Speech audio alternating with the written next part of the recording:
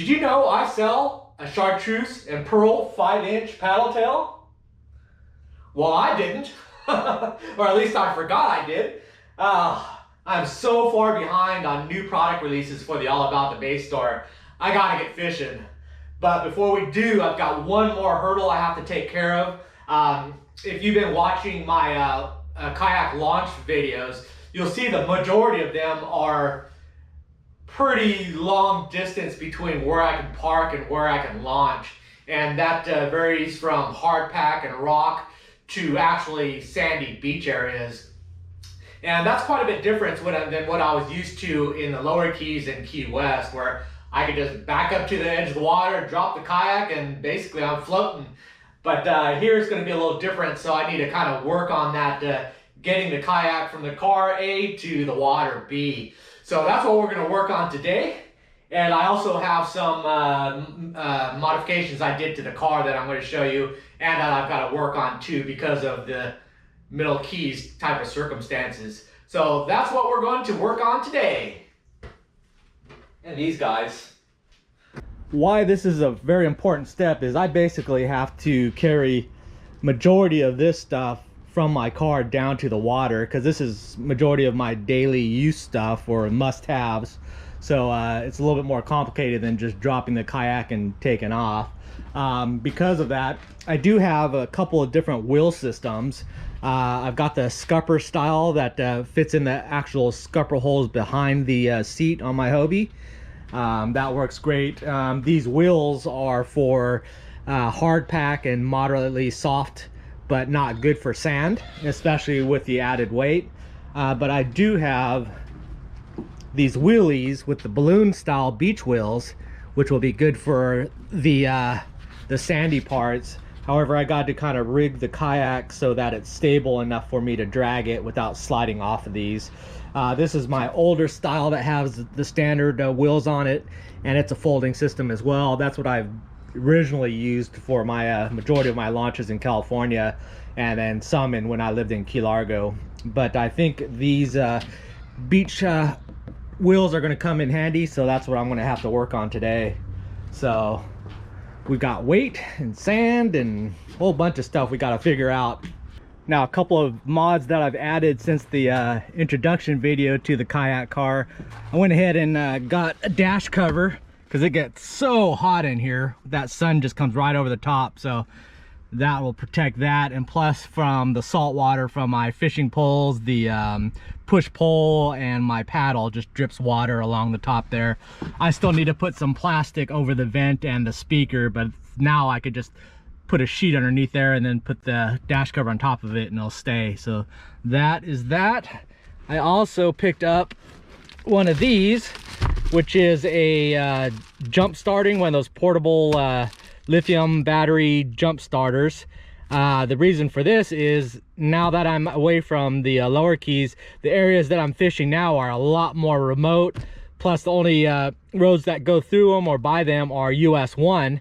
So if I have breakdowns, finding somebody to help me is going to be a lot more difficult. So just the vehicle, I'd need to be a lot more self-reliant.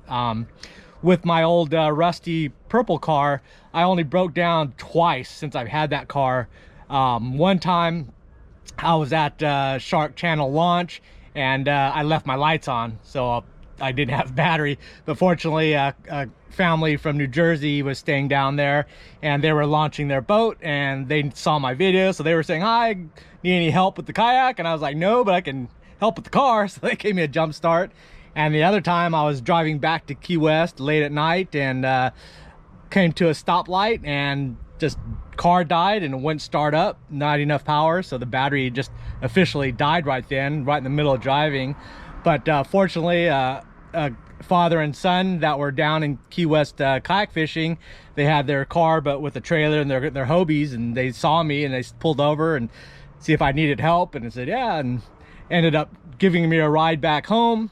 Got my motorcycle, went to Kmart, bought a battery, took it to where the car was, swapped that out, fired it up, drove the car home, walked back, got the motorcycle and drove back. So interesting night. But with this, I don't ever have to worry about the battery side of it, which is 90% of whatever breakdown I might have.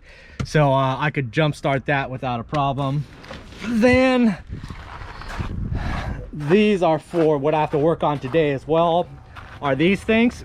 They're basically the toe bracket. So if you ever see your plastic bumpers and they have a little cutout, either a round circle or a small square, and you don't know what they're for, it's for these. If you remove the plastic, they'll just pop out. There's a female stud that goes welded to your bumper. So if you get one of these screw-in towing hooks, that's what they're for. You screw that into it, and then you have a place to tie off on, because all these bumpers are just plastic and you can't tie anything to them, and there's generally nothing underneath as well. But you've got one on the front, and I've got one on the back. Now the reason why I'm using them is not for towing, but it's to tie the kayak on the back and the front.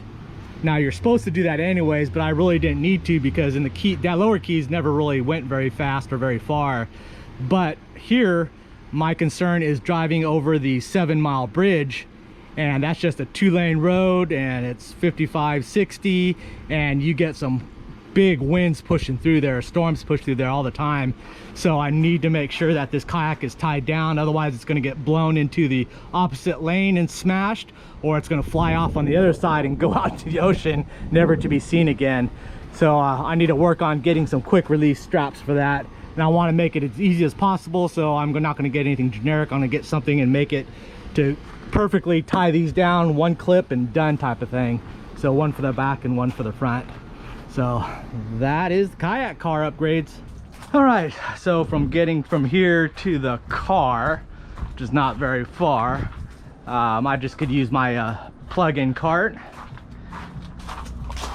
There's a good tip: if you've got one of these and you have a problem with the hold downs that keep this distance the same on your kayak, because they will slide down after a while, I just cut some PVC to the right height, stuck them on there, put the cap back on, and it can't slide down anymore. So they're always the perfect height. So they'll just go in there and then just roll it on its slide, and it's ready to roll.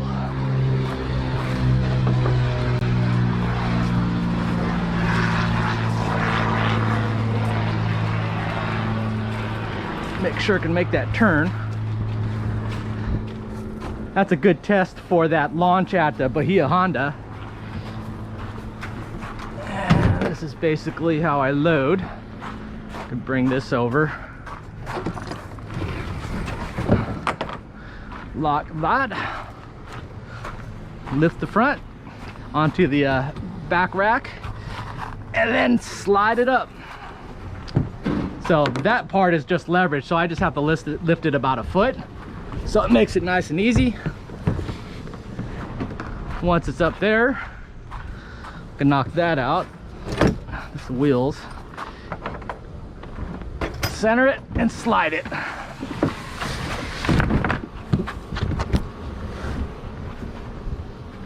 And there we go.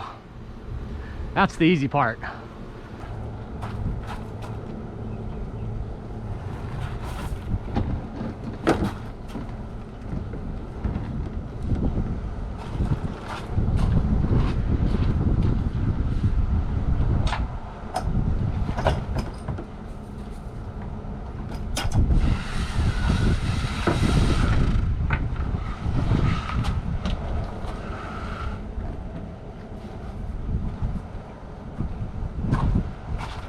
I've got straps, so let's see if any of these will work.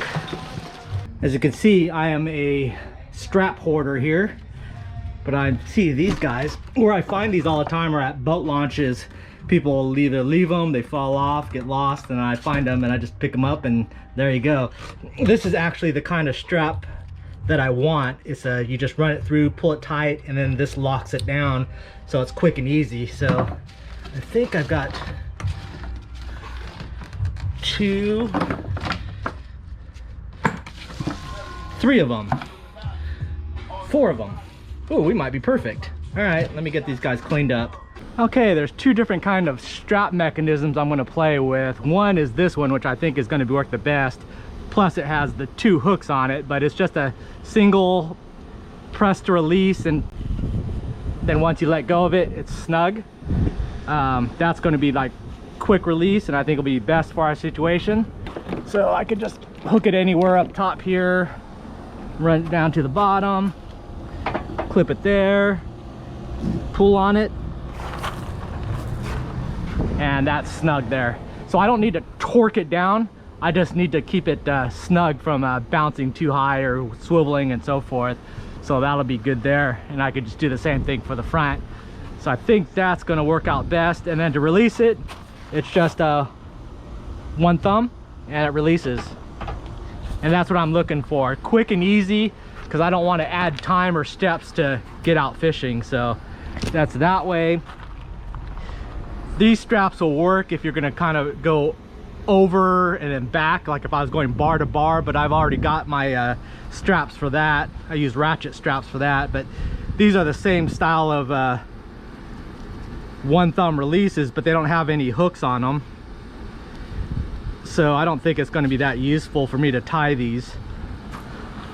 I'd have to basically insert it, unwrap it each time, go over the top, which would work. I'd probably kind of just run it through there, run it through there, and then tie it down, which is fine, but it's just the extra steps of having to release it that way.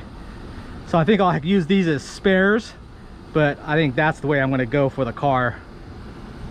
Now for strapping the kayak to the wheels, I think it's going to be the same thing with those yellow ones. With the clips are going to be easier than trying to weave it, run it back through, snug it. So we'll load this up and then give them both a try. When you load using wheels, all you have to do, make sure you angle the center to the center is to the center point of your kayak, because what you're going to do is lift the kayak, twist it over, and drop it. So if you keep those proportioned, that'll automatically center it for you. So I'm just going to lift the back up and drop it on the center there, and that gets us lined up. So the straps I'm thinking will be best will be these, and I'll run 2 of these. Depending on the circumstances, if it's a straight run, I probably won't need it. If I'm going to go down a hill, I won't need it. But if I'm going up a hill where I've got to put some leverage on it, this kayak will slide off of this, but not if I put a latch it there.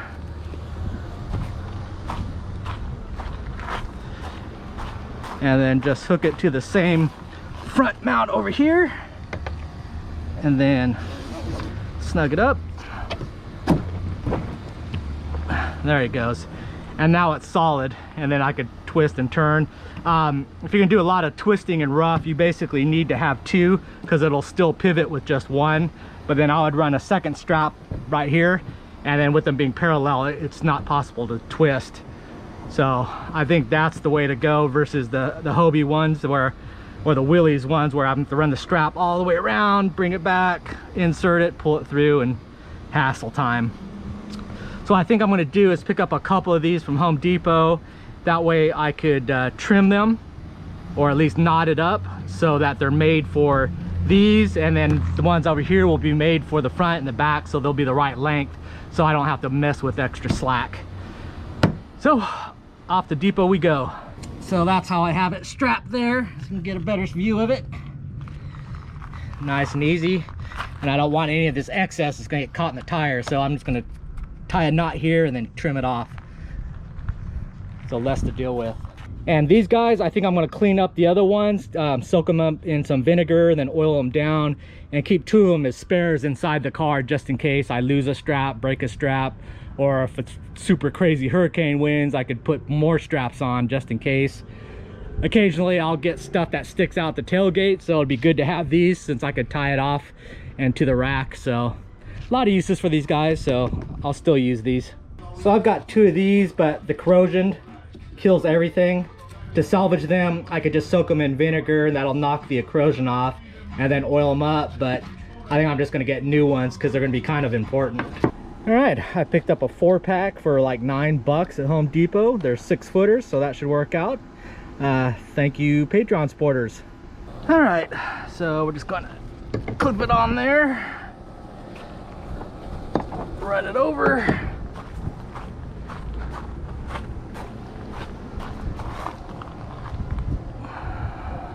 Get a little slack, clip it on there, and snug it up. And that's how we do it. So I can lift the kayak with the wheels. So that'll work. And then I just need to tie this up about there, should be good. And then I can just trim it and I won't have so much slack space. Make sure that's right. There. And I can unloosen it. Just like that. All right, let's check the back side. That'll work good. Clip there, clip there, and just pull. So I don't even need to trim these. So that's good there. Let's check the front. All right, for the front, clip it around here.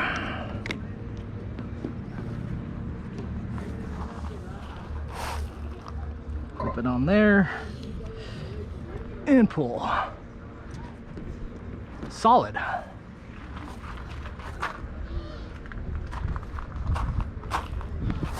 Yeah, that'll work perfect. Don't even need to trim the front and back. And for the center straps, just throw that across there. And throw that across there.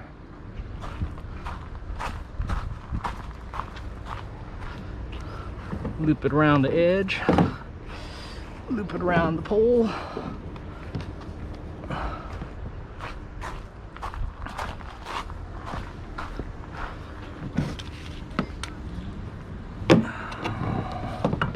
Then I just clamp it there.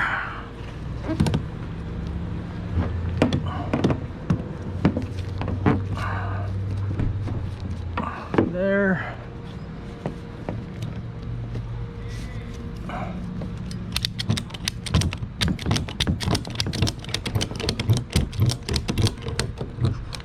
There.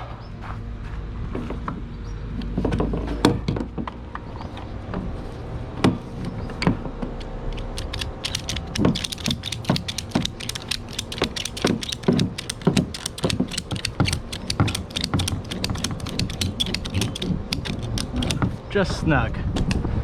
And there we go. Front to back. So we got the front strap, the two mids, and then a back strap. I'm golden. And for those wondering, I don't need a flag because I'm less than 3 foot from the back. So I just had that one because I was bringing my push pole and that does stick out. But there we go. We're ready for the 7 Mile Bridge. No problems. All right, then when I'm ready to put the kayak away, drop it down. I'm gonna throw in our wheelies here.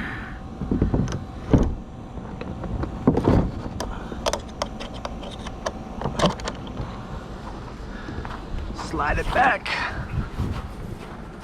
to the edge. Oop, don't want to do that. And just slide it across.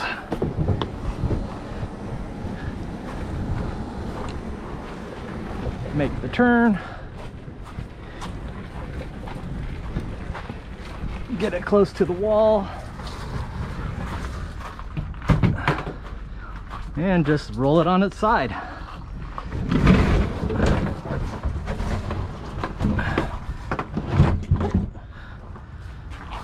And I can leave the wheelies in there. And we're good to go. Alrighty, I think we're good on the loading and unloading and getting the kayak from the car to the water and water back to the car. So yeah, I think it's time to go fishing. So anyways, thanks for watching and I will see you next video. Bye.